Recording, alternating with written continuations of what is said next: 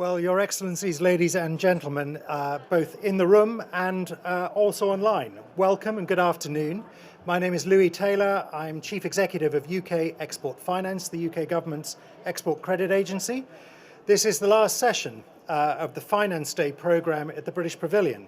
But the great news is that the organisers have left the very best until last. And we're here to discuss how developed market export credit agencies can channel their support into Paris Agreement compliant projects in developing markets and thereby promote clean and green development in those markets. So it's a real pleasure to introduce you to our very high quality panel who over the course of the next 25 minutes or so will set out some of their thoughts before we open up for questions. So please do be ready with your questions for our panel. So I'm delighted to welcome first representatives of export credit agencies from, well, at the moment 2, but shortly 3 countries who have some of the most progressive policies in relation to export credit and climate change. And they are Anna-Karin Yatko, who is Director General of ECAs, the Swedish government's export credit agency, and Paul Thibault, who is with the French Trésor and has responsibility for the French government's international financing activities, including export credit through BPI France. We hope to have very shortly Marie Lavery, President and Chief Executive of Export Development Canada, but she is currently caught in a meeting with Prince Charles, and who am I as a UK government official to question Prince Charles's timekeeping? But we'll hopefully get Marie shortly. But not only do we have these expert export credit gurus, but we also are extremely fortunate to have the perspective of an experienced developing market borrower responsible for a wide range of infrastructure projects, and that is Mr. Cheikh Diane, who is the Senior Advisor to the Minister of Economy, Planning and Cooperation in Senegal. And so I think you'll agree we've got a great panel, and without any further ado, we can dive right in. It would be pretty extraordinary at this COP if you have not picked up the recurring themes. We need to decarbonise faster and build back better and faster than we currently are. And export credits can help developing markets to realise their developmental needs in the future, particularly in a sustainable way. And export credit agencies, as governmental financial players, can influence to an extent the standards to which private sector finance providers operate. So let me set out a little of the UK's position. UK Export Finance is here to support viable exports from the UK. And financial viability is of course important, but increasingly sustainability is at the heart of our viability assessment. Since the 31st of March this year, it's been UK government policy not to provide any new financial support to overseas fossil fuel energy projects. That means no aid, no trade promotion, and no export credit for any more coal, oil, or gas projects overseas. This is a big change. We recently published our first climate change strategy, and of course, we made a pledge that our operations and portfolio will be net zero by 2050. And honestly, that seems to us today to be a basic currency. But we've also pledged within 12 months to publish ambitious interim decarbonisation targets for our portfolio emissions. And I'm confident that the policy not to support fossil fuel projects in future will ensure a rapid decline in our portfolio emissions by 2030. I can say that the most difficult decision was that first one, to stop doing something that we had been doing for a very long time. But that decision's been made. And I can also say that it makes subsequent decisions very easy. We are much more clearly focused on clean, green, renewable projects. We're not thinking about fossil fuel projects and the huge amount of work that goes into trying to execute them responsibly, if that is even possible anymore. We're focused on a better, greener future. And there's lots of business to do. The infrastructure needs of the developing world, where most of our support goes, are, in a word, huge. We don't need to look far for sustainable and green projects to support. Last year, we doubled our support for sustainable projects to £2.4 billion, second of any ECA globally. And we're building our list of active, sustainable deals all the time. However, while we're mindful of taking account of climate change in the way that we do our business, the way that we do our business is going to have to transform if we are going to be effective in supporting these projects. Because in relation to net zero by 2050, there are no developed economies in the world. We are all developing economies. And the achievement of everyone's pledges of net zero by 2050 is dependent on new technologies that don't yet exist. So part of our transformation is to reevaluate our risk appetite. We're looking at our risk appetite for technology risk because we will need to play our part in rolling out new, clean, green technologies like green hydrogen or floating offshore wind across markets well beyond the UK.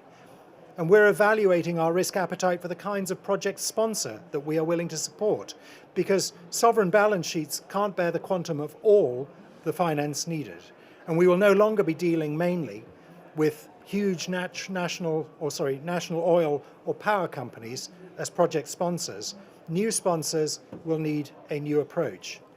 And we're also evaluating how we can use our financing capacity smarter to focus our support by taking on the specific elements of risk that make a project unbankable for private sector investors.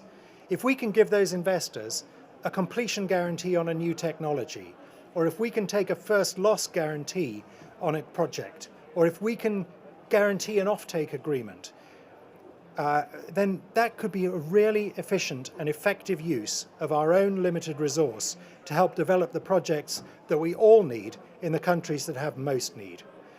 So this is what we're doing at UK Export Finance and what we're thinking about by way of the total business transformation that we will undertake to fulfill our function in the near future and beyond.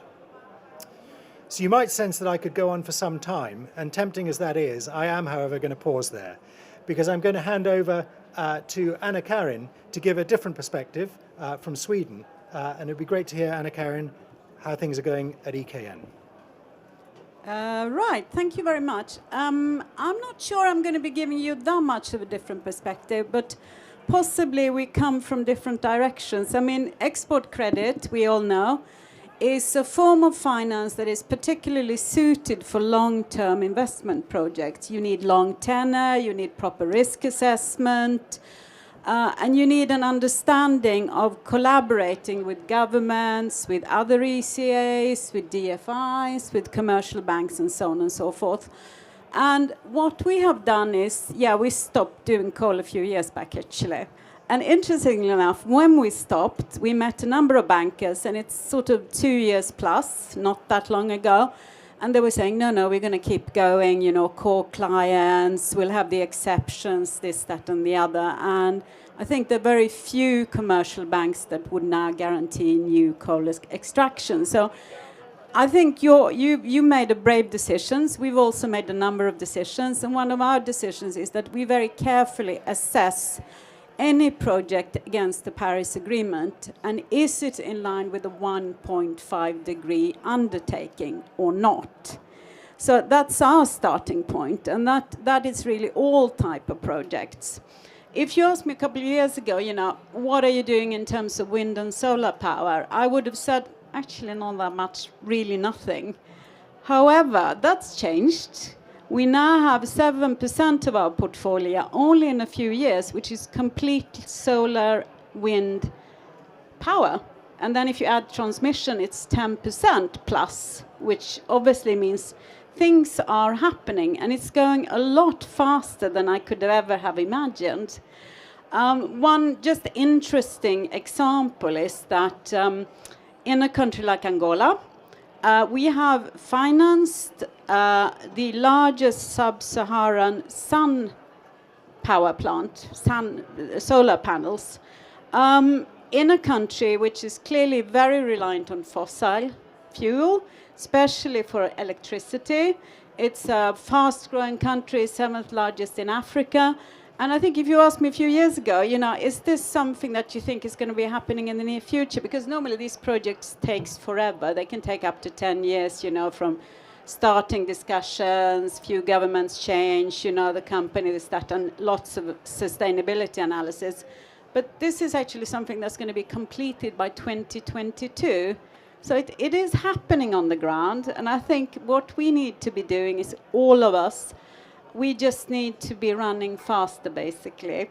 And I think one of the many interesting understandings I've had today, I had a panel earlier on today with the Indonesian Minister of Energy and Mineral Resources.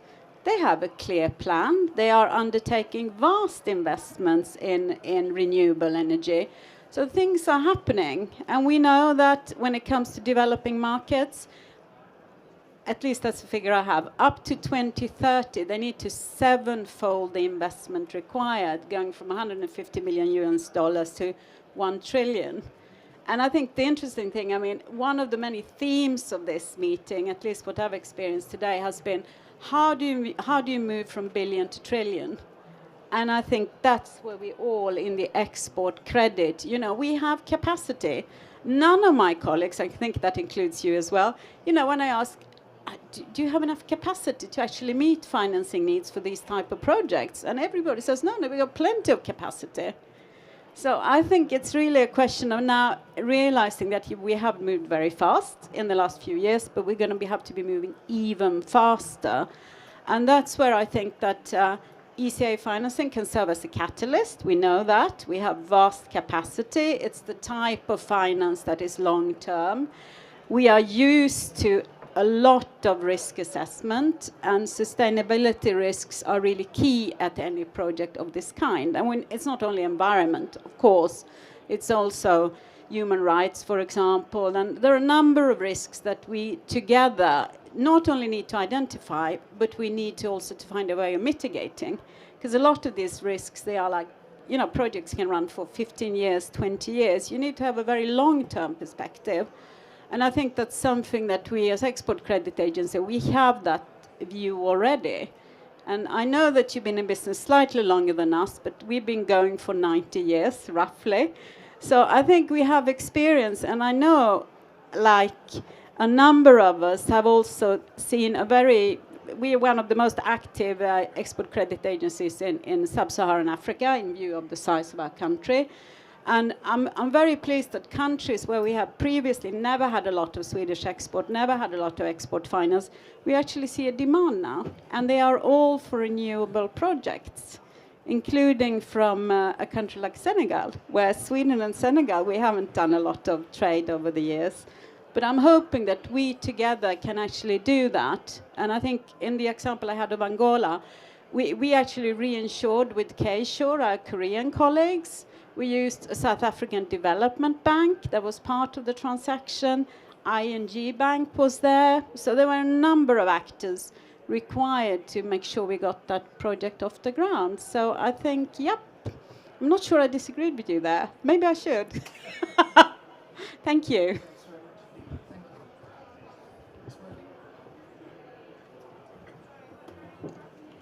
I'm going to stand up here. There we go, that works. Thank you, Anna-Karin, that was really insightful. I think it would be great to get, Sheikh, your impressions as a borrower of everything that, well, I've said and Anna-Karin so far has said about export credit agencies and how they can serve your purpose. Yes, thank you very much.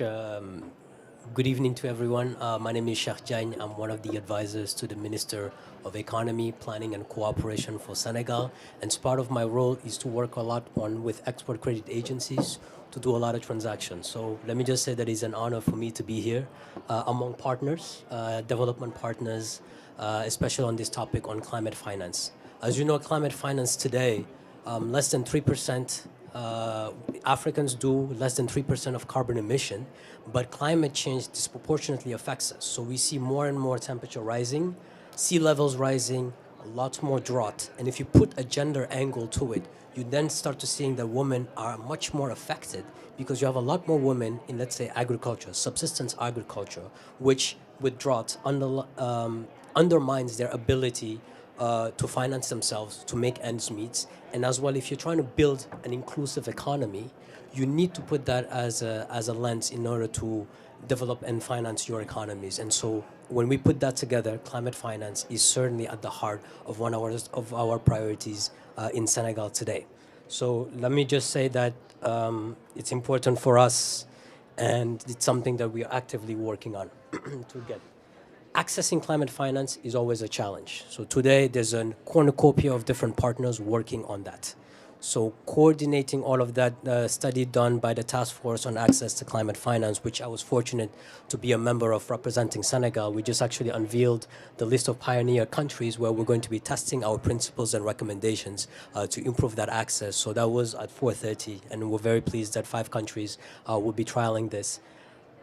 We have so many people working on it, and there's about 16 on average for developing countries. So coordinating that, harmonizing that, having the same understanding, having the same guiding principles is a challenge, and we're hoping that the work that we're doing here is going to go a long way towards helping with that. I want to address a couple of things in terms of financing. One of the things you said is you have to take a long-term view. We could not agree more. Today, unfortunately, the reality is the export finance, the underlying backbone are the OECD rules, which guide the local content requirements, the maturities, the insurance premium. We still believe that the insurance premium is based on the perceived risk. Whenever you think about a lot of African countries, there's a big gap between the perceived risk and the actual risk. So we get deals that are priced a little bit higher than the underlying things. And it's on us, both as governments, to de-risk some of that. I think you mentioned some of those risks in order to attract more private sector money. Today, there's trillions of untapped private sector money, but private sector needs guarantees. They need financial and social returns, but the financial return we cannot undermine. We also know that doing climate finance is a little bit more expensive. These are new technologies that are more expensive. Over time, the cost will go down. But today, if you want to take a long-term view, it can't be the general 10, 15 years that we have on the OECD. It's at least 30 to 40 years.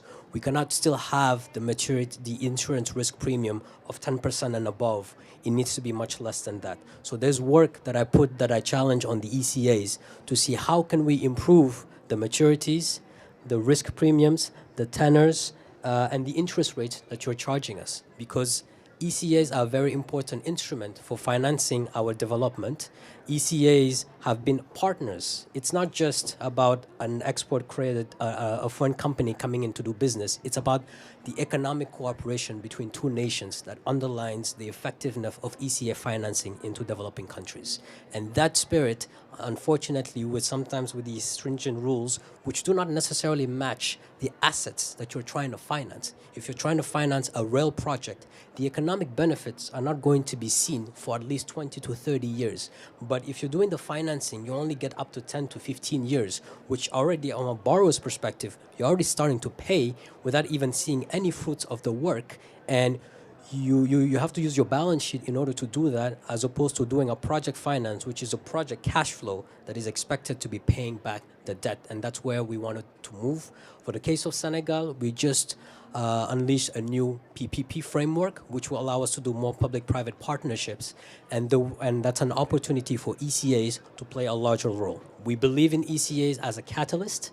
We can use the newly allocated SDRs in order to do a blended finance. So how about leveraging the SDRs, which are basically free money that a lot of the G7 countries have used, blended with your existing terms so that we can have a much more longer tenor, and those will correspond to the more real projects' economic life cycle. So that's the challenge that we have for you guys. Thank you. Fantastic, Sheikh. I think there we go. I was about to say how fantastic a kind of contribution that was, however challenging it was for the export credit agencies. With those challenges, I'm really pleased to hand over to Paul to answer them from a French perspective. Thank you to all. Thank you, Cher, and thank you, Karin, for making me having a so challenging intervention, both on what ECAs do and on what borrower countries are expecting. So obviously, channeling the flow of export credit into green projects and sustainable projects is something we have very much at heart at the French Treasury. And investing in a green future, for me, it all boils down to two things, actually. Phasing out of brown projects, and Luis, you've told us a lot about what you're doing in that field, and of course, amplifying the flows of financing to climate oriented projects. And Cher, you've told us a lot about what we should do in that field. For me, on those two objectives, obviously, this is not something you can do, a country can do by itself. You need to have multilateral discussions. You need to have momentum with all countries to address those issues, both to avoid the realization of brown projects and to massify the financial flows to green projects. And I see 4 challenges, if you may, on that massification of the flows of financing to green projects. First, I believe we have to identify the projects. Identify the projects, it means agreeing on international standards on what is sustainable and what isn't. So obviously in Europe, we've got the European taxonomy, but we've got to agree on international standards on that field. And we've got a CCSU arrangement at the OECD level that only targets renewable energies. We believe that sustainable projects are wider than renewable energies, and we can find sustainable projects in many fields, actually. Second, we need to incentivize those projects. And in order to incentivize it, we can of course de-risk those projects and use blinded finance, as you put it, Cher, or as you put it, Louis. We can also increase our risk appetite for those projects, as you said it, Louis, I guess. But we can also, in the OECD arrangement, maximize the financing we give to those projects, and that's what we do in France. Waiting for a reform of the arrangement, we have a climate bonus, a bonus climatique, which allow us to increase the financing amount for green projects. Third, we need to do some promotion, promoting those green projects, and we do that through the export for the E3F coalition, Export Finance for Future. Our idea is to gather countries to coordinate and accelerate efforts to weigh more in multilateral fora. Both through phasing out of the fossil fuel energy sector and incentivizing sustainable projects. And last, as you've said it, we need to address developing markets. And this means both increasing our risk appetite and also increasing incentives to green projects. And that's what we've tried to do, for instance, in Senegal with 6 projects that benefited from the climate bonus in water, transportation, energy sector. So I'm very happy to share this discussion with you because, as I said it, it's only through multilateral discussions and exchanges that we can promote this agenda. Well, thank you very much indeed. A sort of very focused set of 4 points there. I would confess we didn't perhaps address Cher's challenge to us, which we will in the Q&A, I promise. But we had hoped to have Marie Lavery here from EDC, Export Development Canada. But as I mentioned, Prince Charles is detaining her, and who are we to stop him doing that? But Marie's colleague Leah is here and has Marie's comments. And so Leah, can I invite you to come up and represent Export Development Canada?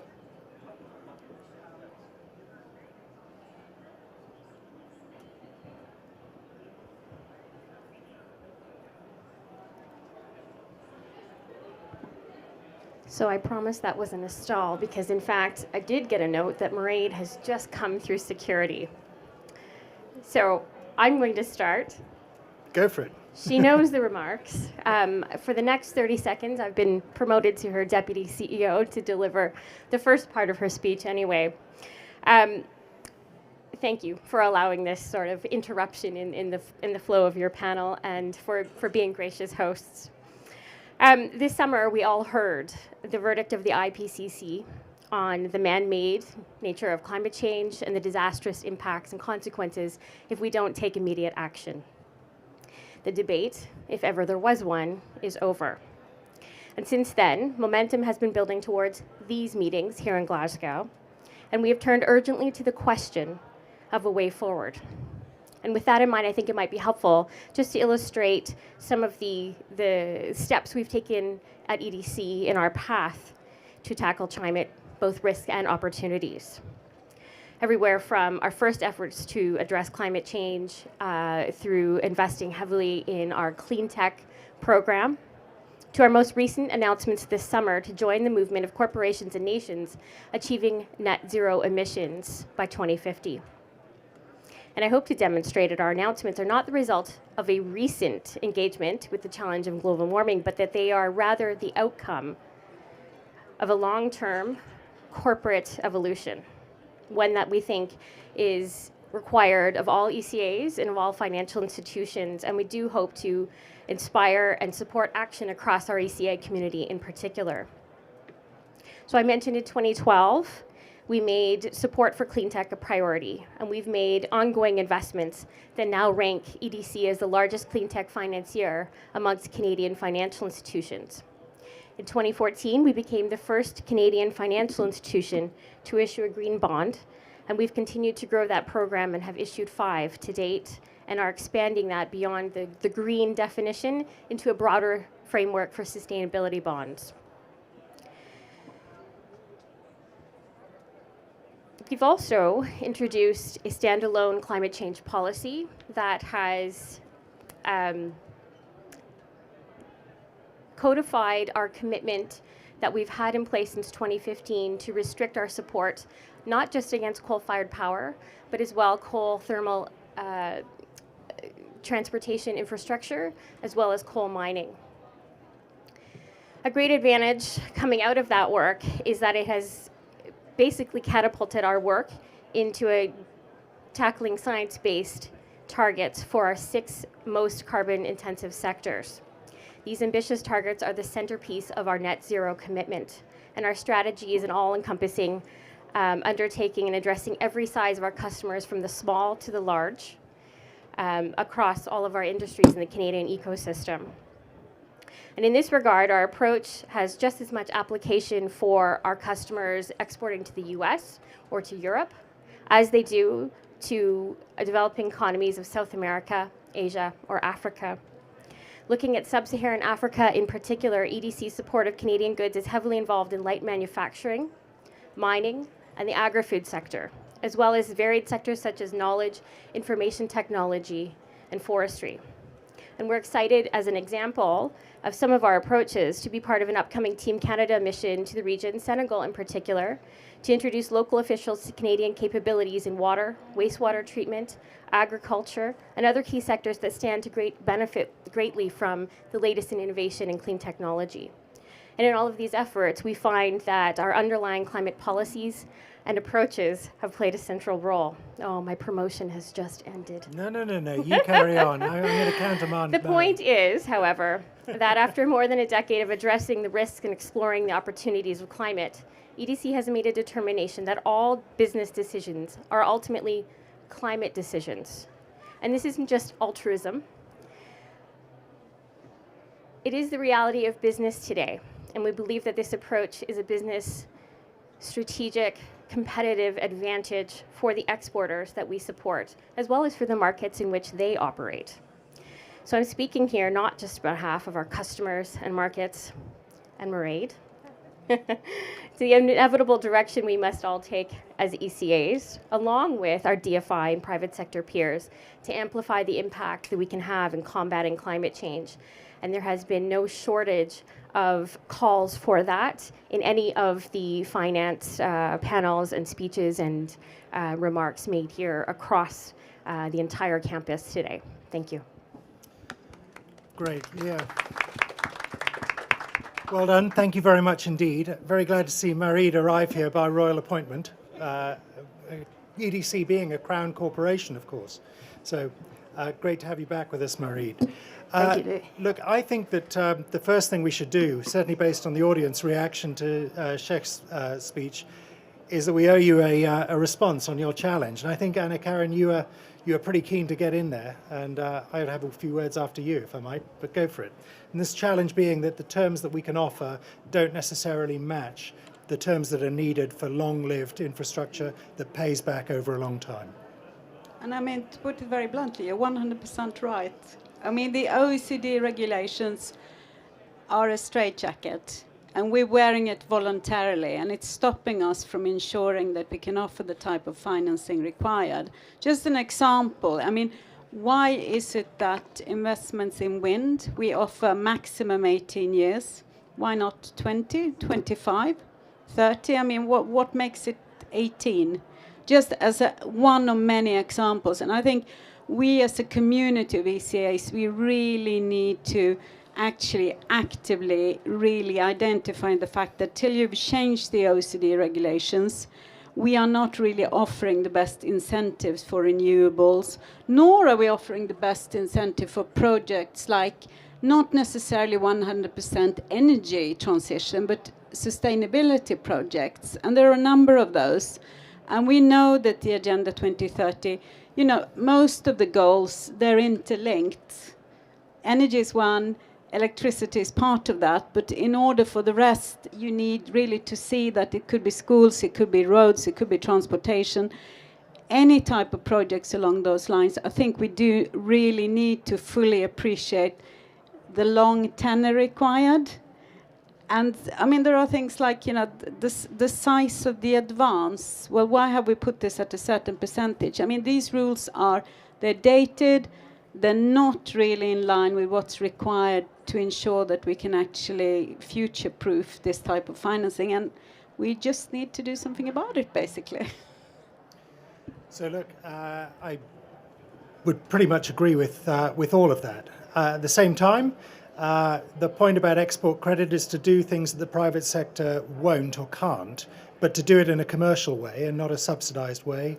And so the elements of discipline in the arrangement are there to serve that purpose, to level the playing field. But it may be the case that 30-plus year money for these sorts of projects is not something the private sector would contemplate. And therefore, I'm wondering about the scope for blended finance, using both concessional finance as well as commercially based export credit and private sector money as well in projects. And Mareed, I don't know whether this is unfair to throw you in on that, but is that something you might want to talk a little bit about? Because you have a DFI within EDC as well. Yes, so in Canada we have a subsidiary. The DFI is a subsidiary of the Export Credit Agency, and it certainly is opening up our mind because the blended finance model is a model that they use all the time. So this opportunity to bring partners to the table, I think you'll find export credit agencies have the ability to be a convener and a collaborator, whether it's private sector partners or indeed some of our government partners as well that actually provide more of the concessional financing. And I think this is a discussion at national level on the role of certainly our DFI, but indeed your contributions to MDBs. And is there another model that actually uses your export credit for that purpose? But I think I would also say, Louis, there's some very basic fundamentals of commerce that also need to apply, like the rule of law. So for us as export credit agencies to engage in this, which we absolutely need to, I think there's a couple of things that need to be in place. And one is an exporter. So we have to have companies that want to go into these markets to be able to support them. And that's the companies are looking for regulatory certainty, they're looking for no uncertainty, and certainly they're looking for some financiers to take some of the risk, but they're also looking the basics of a good commercial deal. And we have to also help our developing markets stabilize to provide that for our exporters. And then we can come to the table with some finance. And I think actually being able to do that in partnership with others is also the way to go. Terrific. Sheikh, what do you think about all of that? Do you buy the arguments, or are you still a dissatisfied borrower? I'm not exactly dissatisfied. Otherwise, we wouldn't work with ECAs. We do work a lot with ECAs. Like I said, the underlying factor is a cooperation between two countries, and that's where the ECAs fit. So it is about diplomacy, trade, commercial relationship, and ECA is just one tool to kind of guide our diplomatic relations between two countries. I think it is a tool that can be a leadership tool that can be used more, but we need to see more of these, matching asset life cycle with, the tenor that is required so that projects can be self-sustaining. And that can ease up the government's balance sheet. Today, it would no surprise that that sustainability is a big topic. We have to be mindful of that. So there's only so much that the government can do, and the private sector needs to take over. Now, historically, the government has done a lot. In Senegal, we're in the Emerging Senegal Plan, which is a plan that has us to become a middle-income country by 2035. We've done a lot of the investments on infrastructure, which is a backbone. So our first pillar is about the structural transformation of our economy. In that are in the infrastructure, energy investments. Those take a long time to materialize. Private sector needs returns. And so how do we incentivize them so that they can also lend? We need them. That's just a reality. We need private sector, and we have to find a smart way to leverage the knowledge that we have, the partnership with the ECAs, to attract more private sector. So that's, I think, where the risk discussions are going to come into play. Some of the first loss guarantees, some of the blended finance. I think all of that is good. The other thing that I wanted to say in terms of the structural transformation of our economies, and I think you touched on it. You guys made a big decision on terms of fossil fuel. But one thing we'll have to understand is that we are at a different economic stage. We need a transition to green. It's not just like you go from fossil to just green overnight. And that's kind of like what I got from this hard decision that has been made. Is the decision also going to undermine our abilities to just transform our economies? Very specifically, so Senegal has found a lot of natural gas. We're going to be a gas-producing country by 2023. We have some gas-to-power projects, which will augment our ability to produce electricity cheaply, which will attract more private sector as well, because today the cost of electricity is high, and you don't have a lot of people connected on the grid. Electrification, rural electrification, in terms of meeting our sustainable development goals, is also part of this equation. And gas to power can help meeting with some of that sustainable development goals, which we also are abiding by. And so if you put all of that together today, the key message that I put in at the beginning is ECAs are helping us transform our economies, but you need to do it fully. Gas to power projects are important. I know that's going to be a challenge to do. I think the debate is going to be much tougher these days. But at least we can work together on it as partners and improve the maturities and the tenor in order for us to really have more projects that are bankable. We need ECAs, that's the key message. We need private sector money. I think ECAs can be a catalyst to help us attract that money. And we can find a smart way, an innovative way to do that. And if ECA is out of this, we can use green climate finance as a tool to sort of show, hey, OECD, with this, we're able to proliferate access to climate finance. That's going to be a major milestone to see how we can fundamentally change the OECD rules, and that can unleash a lot of private capital. Thank you. Thank you, Sheikh. Lots and lots of good points there. I mean, I think we all fully agree with the need for private sector money in there. Everything you said about gas is reflected in the Paris Agreement, recognizing that developing economies will take longer to go net zero and forswear fossil fuels than perhaps developed economies, although I did have that view that there are no developed economies in relation to clean growth. But I wonder, Paul, do you want to come in on that point? Because French government policy is that you will stop supporting gas projects from 2035, which acknowledges the need for a transition. But how do you see that transition moving?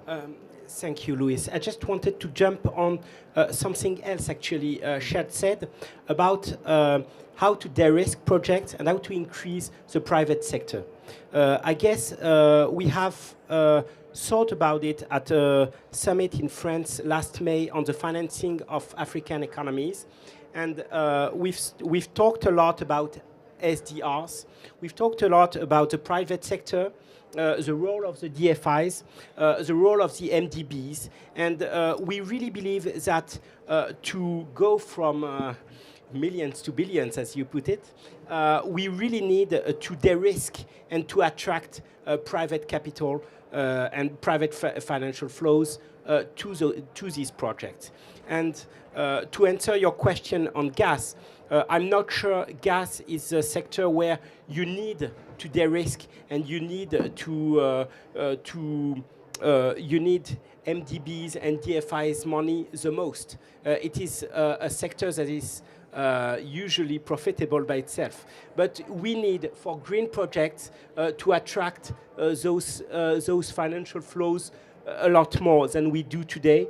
And I'm very happy to see that ECAs, DFIs, MDBs are contemplating African economies and private sector as a new way for development. Because, as you said it, Cher, with the crisis, you've got a debt sustainability issue in many countries, and the government won't be the borrower forever.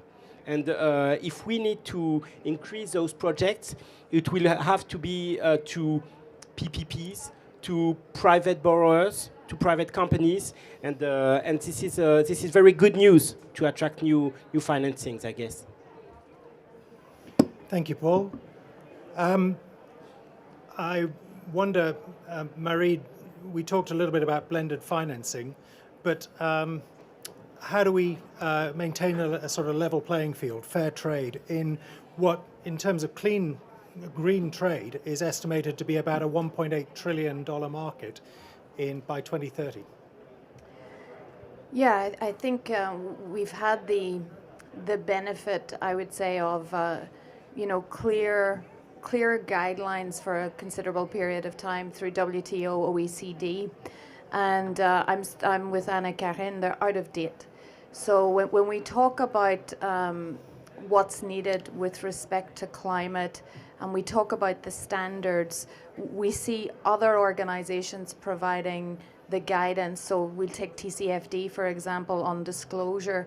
So for us to maintain a level playing field, we're going to have to embrace some of these new standards, certainly around transparency, around disclosure, around measurement, around taxonomy. These are the, today there's a lot of discussion around the plumbing in the financial system, the pot and the plumbing, as what GFANS is talking about today. And it's really to put in place the plumbing so that there maintains a level playing field for all of us. I mean, I think the challenge will be, or could be, is there a somewhat national approach to this? And that then becomes a race to the bottom, whereby the level playing field is lost. And I'm not sure that's an advantage to even the nation that perhaps goes down that path. Yeah. I mean, this is what our financial system is based on, and for us as export credit agencies to ensure it's a level playing field, and to ensure that we are also, to your point, Louis, that we're filling the market gaps. So where is the gap in the market that we as export credit agencies can play? And I think it is in that partnership role.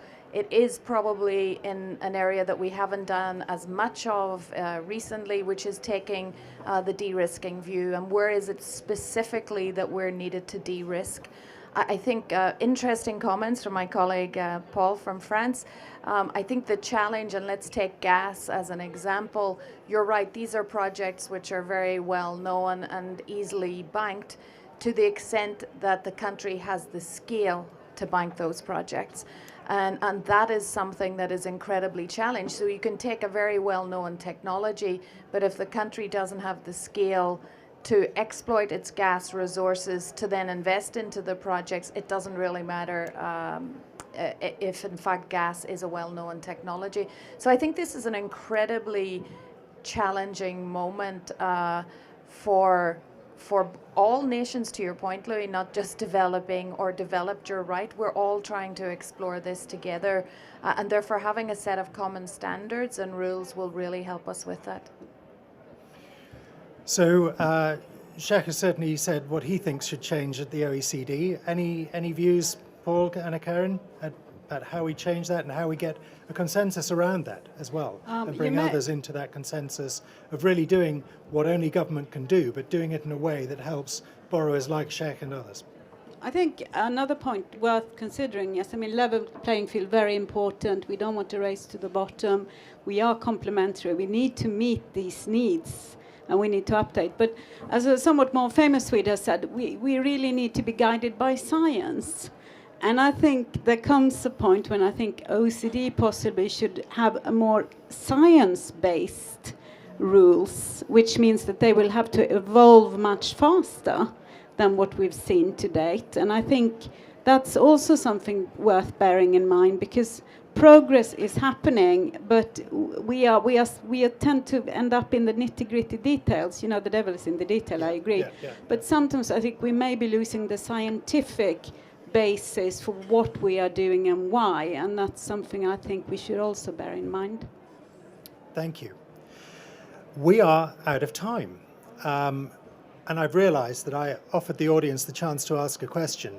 Since we're the last session of the day, I am going to use executive authority and extend this 2 minutes if anybody has a question. Gentleman in the front, can we... I don't know what... There, it's working. Thank you for a very insightful information, especially on the ECA and the projects what going to be come under the criteria of green projects. Could you give your name and your sorry organization? for that. This is Ishan from Pakistan. So I'm a chemical engineer. I'm working as a corporate sector as an energy management engineer. So when we talk about the green projects and we consider it should be the project, right? In that definition, what will happen? So, for example, if you take the example of EU taxonomy says your CO2 emission should not be more than 100 gram per kilowatt hour. But if we have the gas project, as gentlemen highlight, it goes to be 400 somewhere plus. And if we go to the thermal power plant, it's going to be 700 plus. But EU taxonomy says it should be 100. And there is no technology available. And second thing, this is life cycle environmental performance, not the actual operation. It's a life cycle, which means the material has been used. That should also be counted as a CO2 emission. So, EU taxonomy set a very strange criteria that maybe not now, maybe after 10 years, 20 years, it would be possible to achieve those criteria. But this transient time, we need to classify some projects which will help to achieve this transition, which is not there in the EU taxonomy. So everything you consider the project, it means it should bring some money. If it will not bring the money, who will bring the money from the corporate sector? What will happen? It will going to increase the price of electricity, which will be again the burden on the people. Right? So there should be first thing the technology gap. There should be project classification, which is not having the return for sure, because this technology can fly or can fail, right? You can't decide in the research phase. First needs to be focused on the technology development. Once we have enough technology, then set the strange criteria. Like there is a ban of 2035. They will not fund the project. Okay, no funding is okay. Don't fund the project for cogen plants or gas plant, but fund the project for CO2 capturing for the time being. So the question is, in all of this is all right, but how much percentage ECA will set for R&D work and how much percentage they will set for the CCU projects, so that economy should not stop. If economy stops, we will have the worst condition than the COVID-19 situation. Okay. So look, I think that you get agreement from the panel that we need to coalesce around a uniform set of standards, that we have many different taxonomies. You probably got some agreement, I think, that the taxonomies currently are more stick than they are carrot. But you've got to make some progress as well. So I think that the thing that I've realized, and I'm sure everybody else does as well, that as we go through this transformation, it's a bit like that animal in Dr. Dolittle, the push me, pull you. There are just tensions in everything here and iterations that have to go on. And that is what we're all here to do, I think. I can't be more precise than that. Question in the back at the corner there.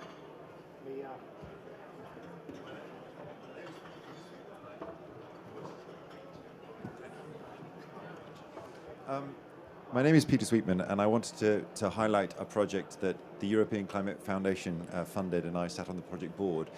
When economies failed due to the COVID crisis, we wanted governments to ensure that they were confident that there was enough renewable energy pipeline projects available for their finance. And we'd heard so many times from the finance sector that money wasn't a problem for renewables, it was other things. So EY, the consultancy, went around the world to 47 different countries and in over a year and a half identified a pipeline of 13,000 renewable energy projects that were shovel ready.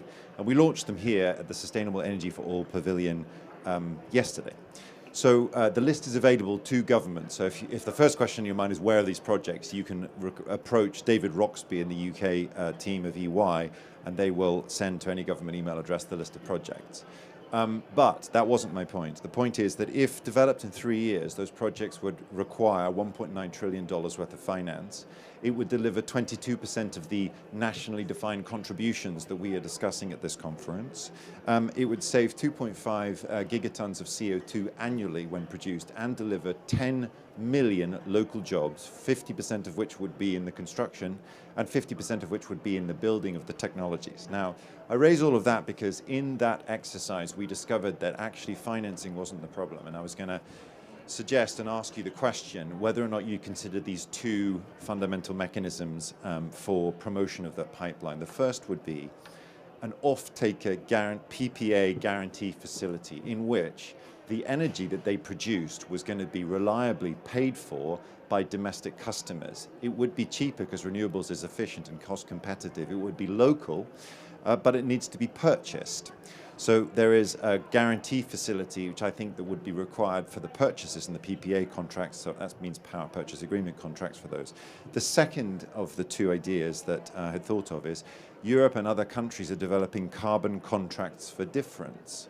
And what they are is they back innovative technologies developed in those countries, and they pay the green premium, which is the way Bill Gates describes the additional cost of, say, green hydrogen over fossil hydrogen. And there is a fund in Europe called the Innovation Fund that essentially does this for European-based projects. But I feel as though you're the kind of organizations that can do that same thing, carbon contracts for difference, for projects that are based in the economies that you wish to support. So Peter, thank you very much indeed for those. I can certainly answer the first one, and I'll hand it over to the panel for at least, well, maybe other answers on the first one, but also the second. So in terms of guaranteeing power purchase agreements backed by retail purchase, I mean, that's something we would absolutely look to embed in project finance, and we'd be really happy to do that. And I think that's really what I was talking about in my opening remarks, about focusing our support on the thing that if you took that risk away from the private sector investors, they would willingly go into a project, and that's how we crowd private sector money in. So I think the answer to that is a slam dunk yes. Contracts for difference or PPAs? Anybody?